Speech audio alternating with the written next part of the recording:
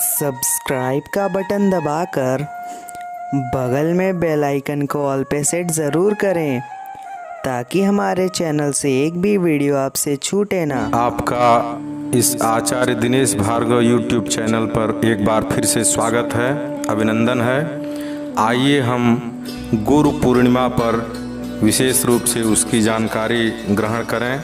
आपको हम बताते हैं कि इस पूर्णिमा पर क्या विशेष करना चाहिए और कैसे इस महत्वपूर्ण पूर्णिमा को संपादित करना चाहिए, इसका लाभ उठाना चाहिए अपने गुरु के प्रति समर्पण भाव से और सेवा भाव से। बोलिए बाबा विश्वनाथ की जय, सद्गुरुदेव भगवान की जय। आषाढ़ शुक्ल पक्ष की पूर्णिमा को गुरु पूर्णिमा अथवा व्यास पूर्णिमा कहते हैं। इस दिन आचार्य और गुरु की पूजा करने का विशेष महत्व बतलाया गया है। गुरु को ब्रह्मा, विष्णु और शिव के समान देवता समझकर पूजा करने की पद्धति हिंदू धर्म की अपनी विशेषता रही है। आचार्य देवो भव की उस पावन शिक्षा का अनुशीलन ही गुरु पूर्णिमा का मुख्य उद्देश्य है। गुरु पूर्णिमा हिंदुओं, जैनियों व बौद्धों द्वारा अपने शिक्षक और गुरु तथा आचार्य को सम्मान देने के लिए मनाया जाता है। इसी दिन महाभारत व पुराण रचयिता वेद व्यास जी का जन्म होने के कारण इसे व्यास पूर्णिमा भी कहते हैं।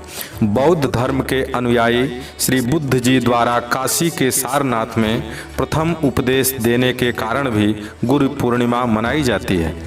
पहली बार आदि योगी भगवान शिव ने सप्तर्षियों को ज्ञान देकर अपने को प्रथम गुरु भी स्थापित किया था। सिख धर्मावलंबी केवल अपने एक ईश्वर और 10 गुरुओं की वाणी को जीवन के वास्तविक सत्य के रूप में मनाते हैं। वहाँ भी एक गुरु के प्रति बहुत बड़ा महत्व बतलाया गया है।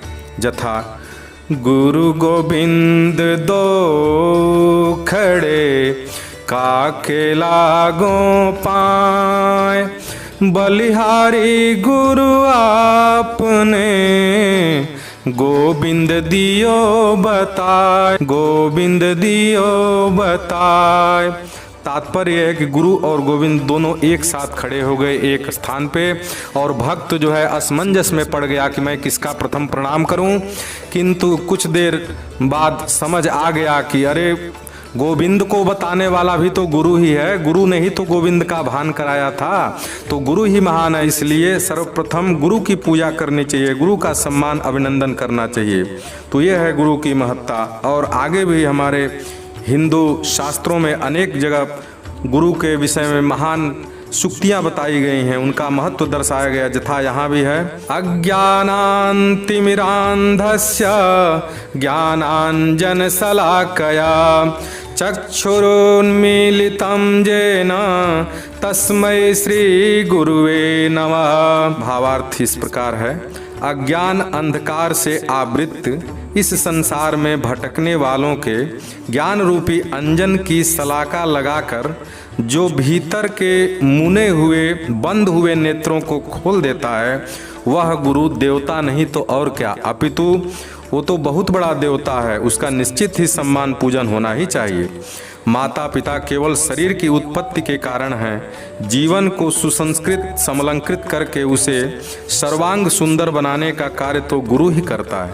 अस्तु गुरु पूर्णिमा उसी गुरु की पूजा करने का, सम्मान करने का पावन तिथि है जो वर्ष में केवल एक बार आती है।